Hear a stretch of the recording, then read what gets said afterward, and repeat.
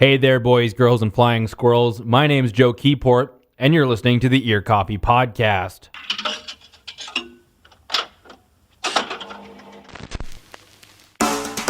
This week, I spoke with Alexander Natalie of the Alexander Natalie Band. But before we get into the interview, I would appreciate it if you could rate and review the Ear Copy Podcast on iTunes. Your feedback allows us to make the podcast better, and it helps us stand out against the sea of music podcasts on different platforms. Also, if you like what we're doing, I'm going to ask you to share our podcast on social media or tell your friends about us so we can continue to reach more people. The Alexander Natalie Band is releasing their debut record titled How Much Could You Ask of Me this week on Friday, December 15th. It is a deeply personal record as it deals with feelings of isolation, depression, and the fact that everyone you know is going to die at some point. Before this conversation, I caught the band playing a set at the Underground Music Cafe in St. Paul, Minnesota. Right away, Alexander struck me by his country folk style. It reminded me of the Minnesota legend Charlie Parr with how his head hung low as he listened to the hum of his nylon string acoustic and painted pictures with his lyrics. The band itself hasn't been around for very long, and it shows everything right with the music coming out of the Twin Cities. Here's Alexander Natalie of the Alexander Natalie Band on the Ear Copy Podcast. So I'm here today with Alexander Natalie of the Alexander Natalie Band. How are you doing today? I'm good, man. Yeah. Happy to be here. Yeah. Do you go by Alexander or do you Alex or? Alexander is fine. You just you prefer that? Gotcha. That's fine by me. Okay. Gotcha. So earlier today you played a set at the Underground Music Cafe for a Camp Kesem fundraiser. Mm-hmm. Kind of how did you get involved with that, and are you kind of connected with that organization anyway other than? Very tangentially. Okay. Really what it was is I used to go to Hamlin University. Oh, okay. And a couple of the people that play with me in the band, they still go there, and then the fundraiser was put on by like a group of Hamlin students who are more affiliated with the organization, and they just kind of asked like a selection of bands to play to just kind of get people out for a fundraiser. So I can't claim to be involved more than playing a set today with the charity, but it's a super good cause. Yeah. And I was happy to get to be there and help get people out or whatever. So when did you graduate from Hamlin? I didn't. I just stopped going. Okay, gotcha. When did you stop going about then, or when were you at Hamlin? I went to Hamlin I did 3 years, and then I haven't been there since last spring. Gotcha. So yeah, I've been out for like 6 or 7 months. What were you studying? I was in the closest way you can at Hamlin. I was trying to study film. Gotcha. Yeah. Because my younger sister who was with me at the show earlier today, she goes to Hamlin. So cool. So she used to work for the radio station and I was like a digital media arts major there. Gotcha. But focusing on film and video. And you played with the full band during the show. And for people who haven't been to the Underground Music Cafe, it's a tiny stage, it's a tiny venue. Yeah.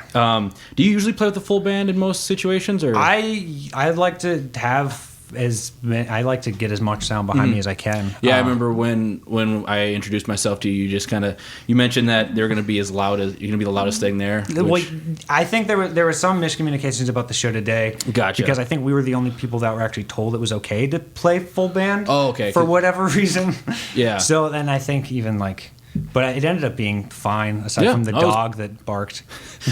When you guys were playing with all the feedback, that was interesting, but it was good. I really enjoyed it. You guys play, even though you're a louder band, you generally play kind of a more acoustic genre of music. Do you find that your band gets kind of pigeonholed into playing certain venues around the cities, or? Well, really, I've only really been doing stuff under this name. Okay. Since last January, so I guess really about a year almost. And in that time, honestly, we haven't played an insane amount of shows, just at all in general. Yeah. Largely because we've mostly been focusing on recording and sort of background things like that in that nature.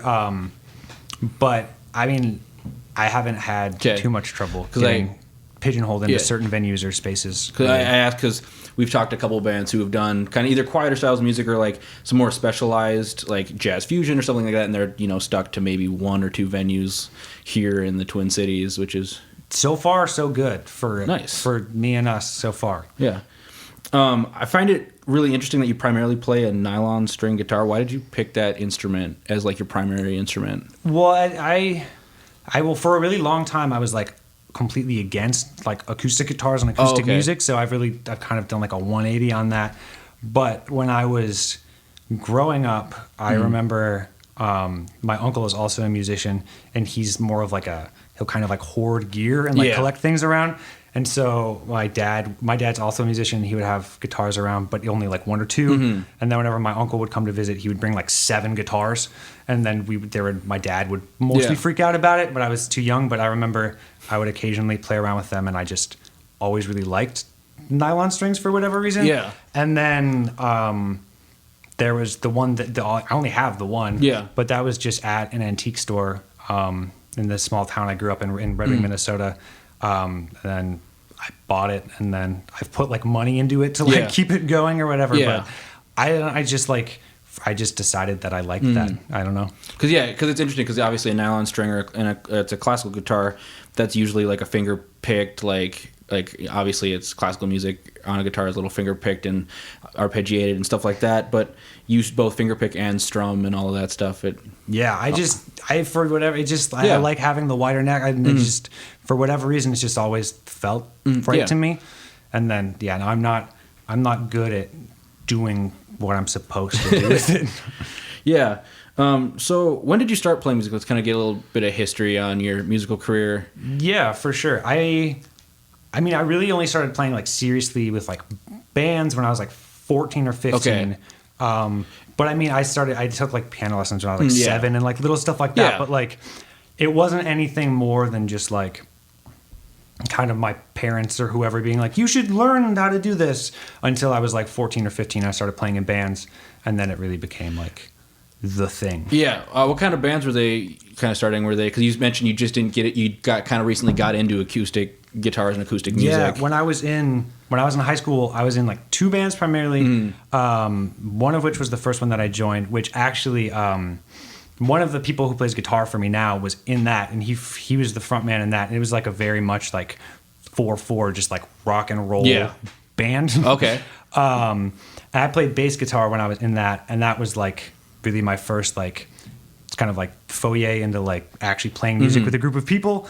And I did that for a while, but then I kind of started to get tired of just doing like quote rock and roll. Yeah. And then I started like a band that was a lot less punk than I thought it was. And then I fronted that, and I like sang and played guitar and did like all the songwriting for that.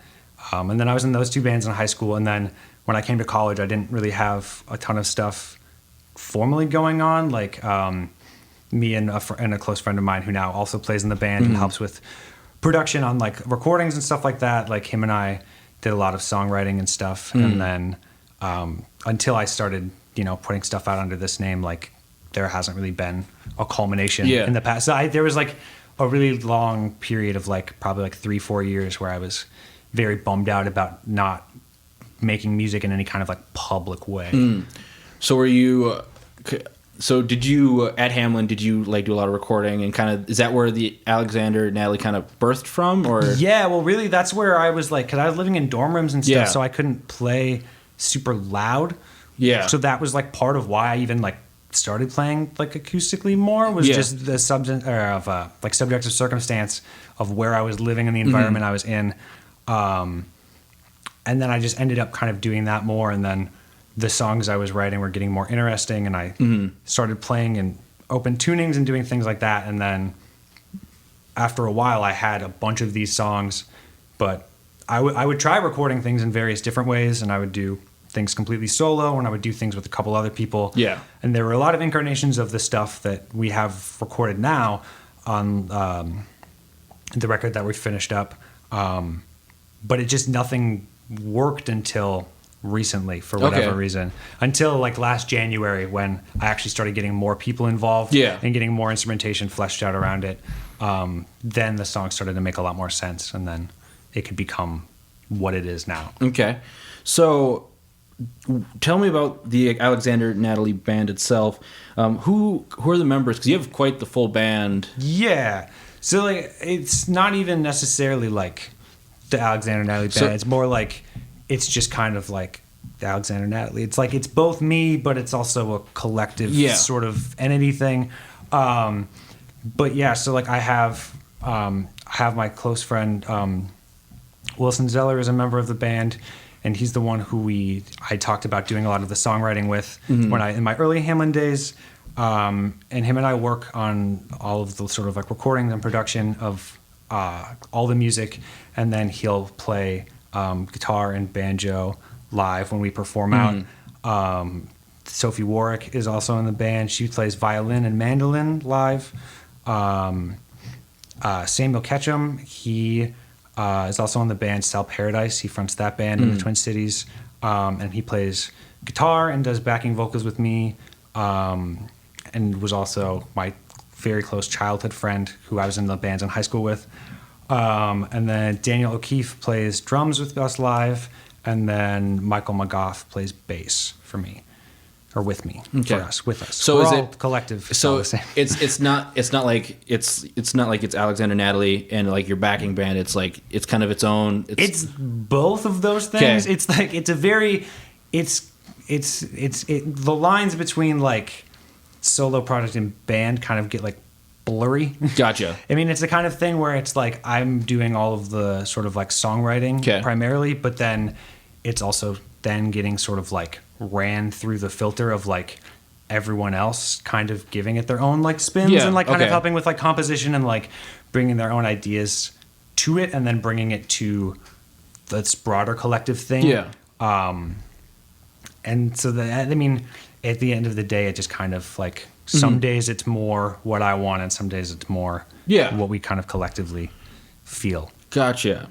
So on your website, you describe Alexander Natalie as a project born out of suffering, a musical processing of pains of being alive. Can you kind of expound on that and explain that statement?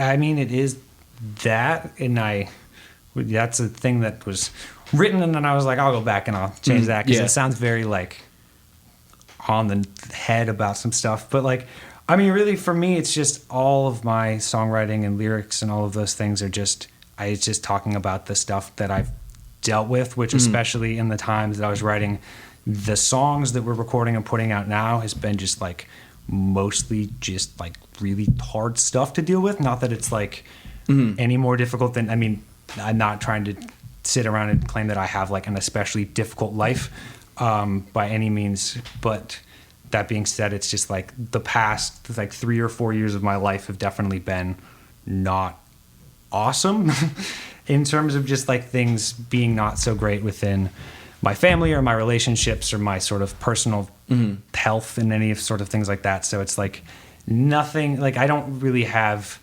any songs that are happy.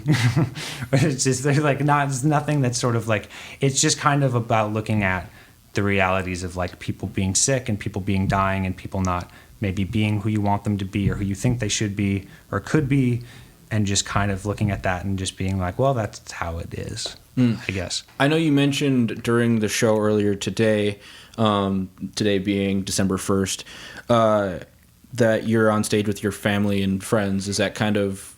Yeah, I mean, that was mostly a joke about how many people are in the band more so than anything. But it was also, I mean, like, that's how I feel about the people who are playing music with me. Like, they're my best friends, but like you reach a point where it feels like very familial, and especially when you're writing such personal songs and stuff like that. It's like I definitely, especially in the early stages of like bringing them to people, it's like they're so personal that like I have to have people who are basically like family around when I'm first showing them to people. Otherwise, it would never be able to be in front of you or anybody else.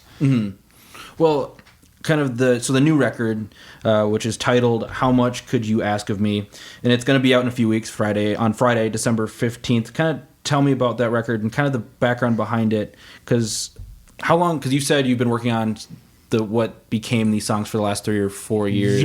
Yeah, really, it's like the song. There are songs on the album from like periods of like it's like winter, like late fall 2015, really up until now. Like I think the last song I wrote for the record was like written like last spring, so spring 2018, I guess. Still, so it's like over that whole period, stuff was being written and sort of like workshopped. Everything really got fleshed out starting like in January of 2018, and then throughout that period, and then we recorded everything from like May to August of 2018, and then since then, it's all been post-production up until really today, being December 1st. And yeah, it's all just like stuff about, it's just a record about family and breakups and being scared about people and being scared about like yourself and not feeling like you're maybe who you want to be at times, but having to deal with that and wishing that other people were maybe being themselves in a way that you wished you were too. Which brings me to the lead single from this record, which is Psalms, and there's lyrics in there that is just kind of this longing for something, or kind of this idea of you're not who you want to be. Can it kind of tell me a little bit more about that? Yeah, I mean, a lot of that is, I mean, a lot of the record has to do with, and that song also touches on it lyrically, has to do with kind of like examining like my brother and I and our relationship, and kind of how both similar we are and also different, and kind of looking at him and seeing a version of myself that is like seeing sort of like the good things in me and him, and then also the bad things of me and him, and kind of like he's a younger brother, and so like, and feeling like the influence over him and all of those sorts of things, but also like recognizing that like both him and I are people who have just kind of we've just kind of been like in pain for a long time. Okay. In the overall, and kind of like, and particularly over the past year, without getting into too much detail, like it was like a very painful time for both of us, kind of due to each other. You guys, in sorts of ways. Do you guys not get along as much? Not so much. It's more that like both of us kind of like like our heads kind of went below water a little bit, and we just weren't really functioning maybe at the highest level that we could be. No, yeah. And it's kind of one of those things where like you want to reach out and help a person, and they want to reach out and help you, but when you're both kind of drowning, you can't really do that. Yeah. And so there's a lot of things of just kind of, there's a lot of songs on the record that are just about like really wishing I could just do more for both of us. Okay. Like, and when you take songs like this kind of to the band, how does that go kind of first time showing these kind of songs? Because obviously they're very personal, and you can sense this over these songs, how personal and how much of a picture they paint. Like, again, like Psalms, and then a song I was gonna ask you about in a little bit, Two Birds. Those are both very vivid in like this idea of maybe depression, something similar to that, as someone who I also struggle with kind of that stuff, that not feeling enough and this kind of emptiness.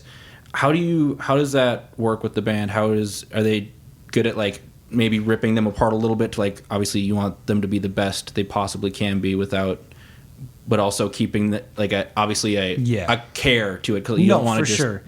Yeah. It's nobody nobody's really tried to touch the lyrics in any way.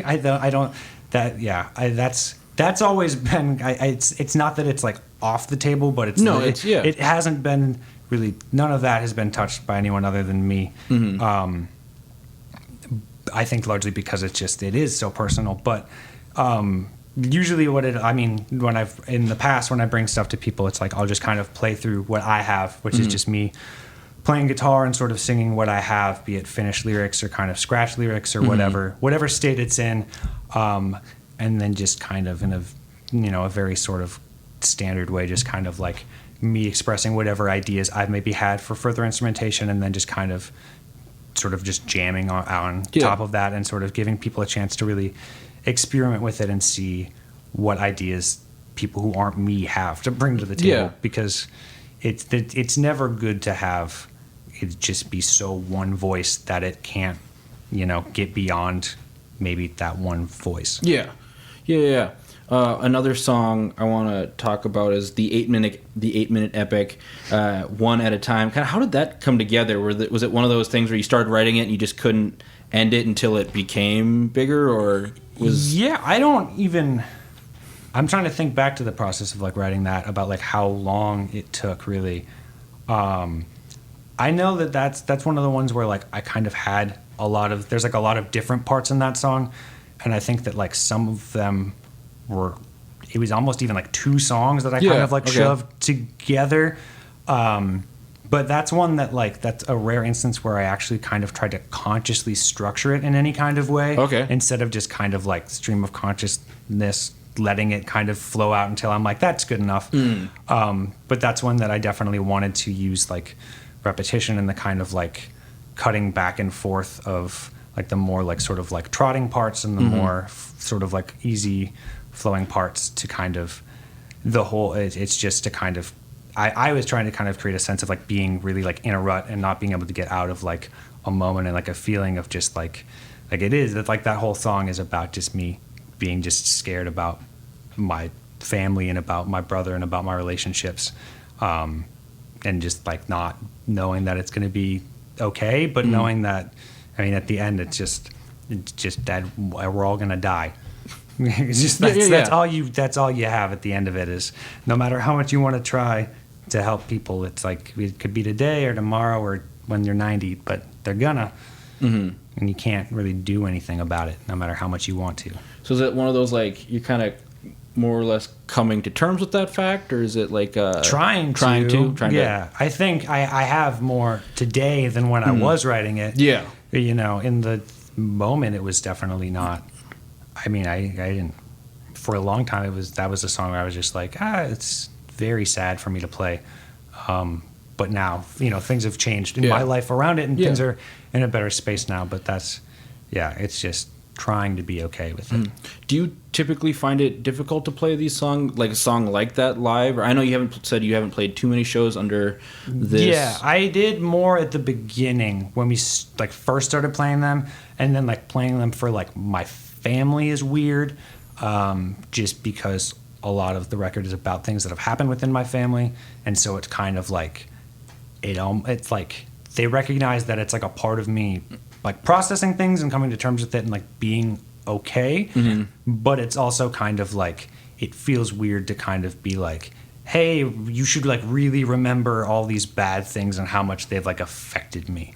Okay. Like, have they come to your shows, or have you like performed them? They've come to shows, and like they've listened to like the recordings and stuff like that, and like it's definitely a thing where they're like, oh, it's like really good, and we're like proud of you, but also like it's hard. Yeah. Which is like understandable, and I couldn't ask them to be in any other position than whatever position they're in about it. You haven't gotten like the angry, because like I was reading an old interview with Billy Corgan, and in the early days of Smashing Pumpkins, he had said a lot of things about his relationship with his mother, and he's definitely, after certain interviews or whatever, he'd get a very angry phone call from her, like, what did you just say? Like, have you had moments where they kind of like maybe push back against ideas, or have they been, other than like, this is hard to like hear, but also like we understand? No, they're really good about really being like, you know, we can only listen to this so much, but like they're really understanding about like I kind of like have to express it to be okay, and they're really supportive and understanding about that. So they're really, I haven't received any Billy Corgan style mother phone calls. Gotcha. None of those yet. And then for me, from the 6 songs I listened to, the final song I had was Two Birds. Is that the final song of the record? That is, yeah. That's how it wraps up. Okay, so the last line of that chorus is, I'm a useless shell of a man, and I'm propped up by old commands, which, again, definitely paints this very vivid picture. Kind of, is that another story of feeling like not knowing where you're going or what you're doing, or kind of what's more of the story behind that? Kind of. That particular line is more about kind of feeling lost within, like, relationships, and sort of, like, not even just like specifically like relationships, but more just feeling like I'm maybe not doing or not on the path that I really should be. Yeah. And it's not necessarily because I'm choosing anything. It's more that I'm just kind of too tired to maybe fight back. And so I'll just kind of do whoever the loudest voice in the room is telling me I should do, which is something that I fall into sometimes. Kind of that going through the motions to keep moving forward, kind of that idea. Yeah, and just not wanting to disappoint people or step on anybody's toes or do anything to make anybody uncomfortable, even if it's for like 2 minutes. Yeah. Where did this record get like produced? Was that all kind of like self-produced in like space, or did you guys sit down at a studio or kind of? So we all recorded it in a closet, really. Oh. At Wilson's house. Yeah, over the summer, we all would cram in there we'd do a couple of sessions a week with people and whoever could fit in. Well, it's not the most efficient way to make a record, but I think it's better than going into a studio for a long time. Not that that's not a studio, but yeah. So it's all self-recorded, all self-produced, all self-made. That's really cool. There's like a freedom of of not in a professional, quote unquote professional like feeling space. There's something, I don't know, it's almost familiar or comfortable. Definitely. And like for me, I'm not good at being in like quote unquote formal environments necessarily, like in the sort of like rigidity of like what an actual studio is, in the sense of like when you're paying someone hundreds of dollars for an hour to sit there, and like the pressure of that and the sort of things like that. And also I find it a lot more rewarding to have my hands in as many of the parts as I can, even if it maybe comes out not as, whatever someone qualifies as like a good recording as what I do, which for me, I prefer things that are recorded in a more DIY sense. Yeah. Anyways, but like for me, it's more rewarding if it's been from like a space I know, even if it's not sonically as maybe pristine or crisp as what someone else might have wanted.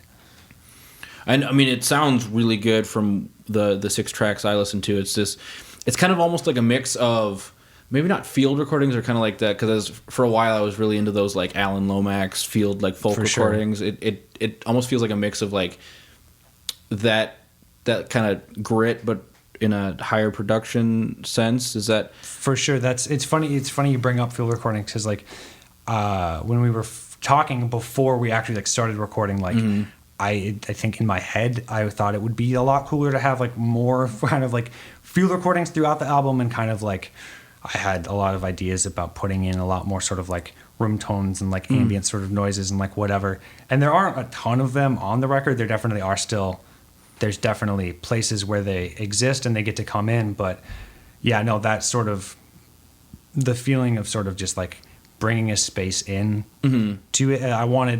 In every iteration of when I'd recorded these songs, it's like I was hoping that it would feel like you were more like in a place or in a space, as opposed to maybe just like in the space you were actually physically sitting in and then listening to music, but more like, I don't know, I guess transportive, but that's being hopeful. Well, like you mentioned that you wanted some like more ambient pieces. There's an interlude in the record, which is almost it's like an instrumental piece on top of like a conversation. Kind of tell me about that, because I remember it ends with like the phrase "moving is hard." Yeah. Kind of. So that like I've always been sort of like really into like, it's like was growing up and listening to music, like that was always my favorite part on records, was when you would hear like little snippets of people like talking, like little sort of like glimpse behind the curtain, like extra stuff like that. And like anyone else who makes music now, I'll just record little things on my iPhone, little voice memos and stuff like that. So really what the interlude is just, I was a lucky day where I was just like recording a little like guitar idea I had, and I happened to be on my parents' porch when my mom and my dad and my grandfather were talking, and then they just had this really nice, they had a conversation about the sort of the stresses of moving and the kind of day to day, and I just, from the moment I had that recording, I was like, oh, this is like a perfect thing to put on something. And I knew really early on I wanted it to be the exact centerpiece of the record, and kind of like a pivotal, just like something to zero in on. And then we went in after the fact and added in extra sort of instrumentation just to give it a little more texture and feeling and make it mesh in with the rest of the record a little bit more. So you said you just kind of finished up the production aspects of it, so you could start sending it out to get it like physical stuff made and that kind of stuff. Do you have plans for like physical releases? And yeah, for sure. We're gonna do some classic CD and tape action pretty early on, and then down the road, once I have a little bit more money in my pocketbook, then we'll hopefully get it onto vinyl then, and then of course on digital too. Is this all like self-released, like self-funded? Yeah, it's all DIY stuff. But yeah, it's been years that we've been working on it, and I've been working on it, and it's just gonna feel really good to get it out. Yeah, because like the stress of a project is kind of always looming behind you, is always an odd like motivator, but also just it wears on you to it where you're just like kind of want it done. But yeah, it's sometimes it's comforting for me. Yeah. I get very stressed out if I don't have something I'm working on, but like that being said, like sometimes it's better if that thing you're working on is like just a song and like you're just writing it, as opposed to being like, I have like a whole album that we need to spend like very monotonous, not fun days finishing. So there's been a lot of fun parts making the record, but it hits a point where you just kind of want it out. Yeah. Was there a moment, like specifically like a really fun moment recording this, that just kind of sticks out in your head? I mean, I just kind of the days where like things were like easy going and you could kind of like just like joke around within like takes. Like there were definitely a few of those days when we were recording. We were recording in a house where there wasn't AC, so a lot of the time there were a lot of like breaks that had to get taken, which were like sometimes really fun, but other times were like everyone's just like sweaty and like kind of pissed off from being kind of cramped into this like really tight thing. But I think if it hadn't been recorded in a space like that, then like I don't think I wouldn't be able to look back on it in the same fondness if it was recorded in like a really sort of like sterilized environment. I think that stuff adds to me. Yeah. Did you handle a lot of the mixing and mastering yourself, or was that? Most of the mixing and mastering has really been Wilson, and then I just sort of like was there to really like oversee things and just make sure that like what I had in my head for these songs was happening, which he did an amazing job making happen in ways that I couldn't have done if I was the only one doing it. Yeah. As we move into the end of 2018, do you have anything, like any shows coming up or anything like that? Maybe an album release show or something? Yeah, we're doing an album release show on December 15th. Okay.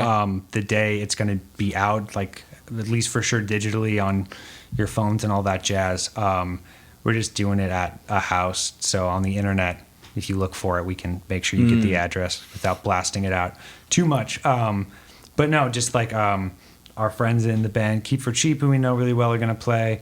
A friend of ours, Greg Tizza, who's a really, really, really fantastic rapper. He's going to do some stuff. Going to do projections. We're going to just have a party. We're going to just have fun having made something and being proud of it with our friends.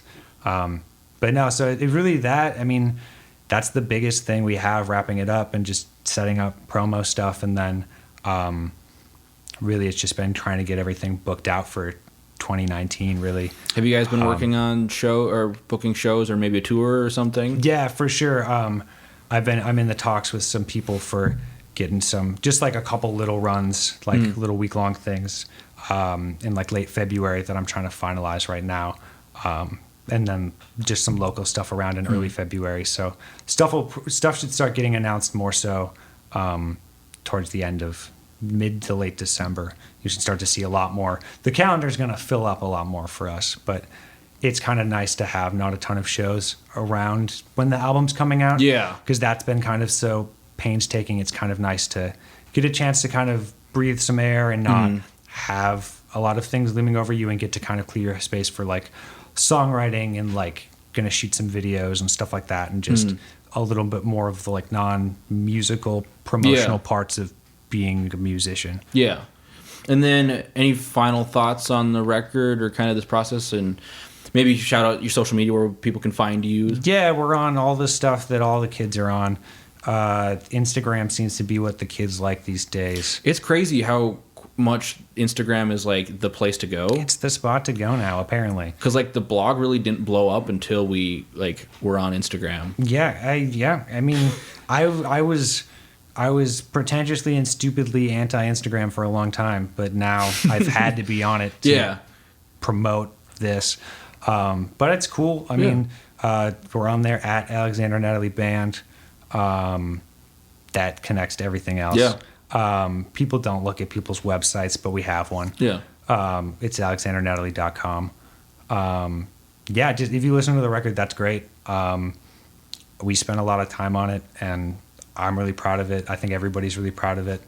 There's nothing but heart and tears in it, so. Awesome. Yeah, no, thank you. Well, yeah, thanks for coming on. Yeah, thank you. I appreciate it so much.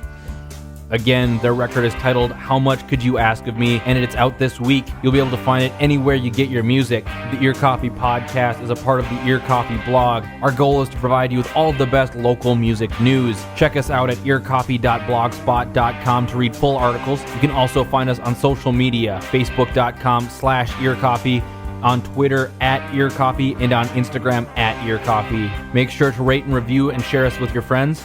I have been Joe Keyport, and this has been the Ear Coffee Podcast.